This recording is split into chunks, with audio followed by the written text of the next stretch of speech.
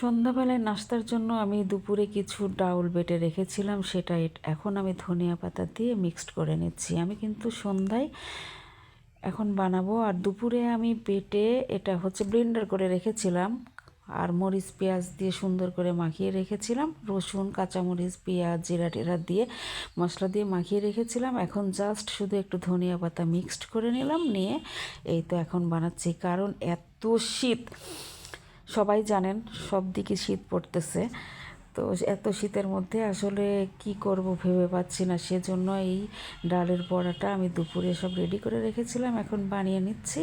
আর সঙ্গে চাটা তো এত শীতে খেতেই হবে, না হলে তো হবে না। আমি তো চা খাই না সেরকম, কিন্তু এত শীতের জন্য আমি এখন সন্ধ্যাবেলা 1 কাপ করে চা খাই, না খেলে উপায় নাই। মানে শরীর কিছুতেই এই মানে শীত মনে হচ্ছে শরীরের মধ্যে ঢুকে গেছে, এরকম অবস্থা।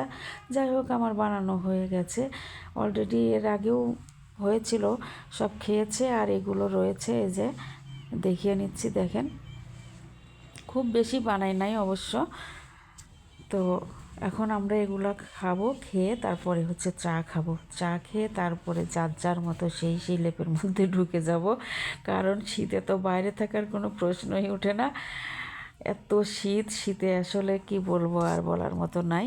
তো আমার বড়াগুলো কিন্তু খুব মুসমুসা হয়েছিল, খুব সুন্দর হয়েছিল, সাথে একটু আতপ চাল দিয়েছিলাম। যাই হোক, চালের গুঁড়া।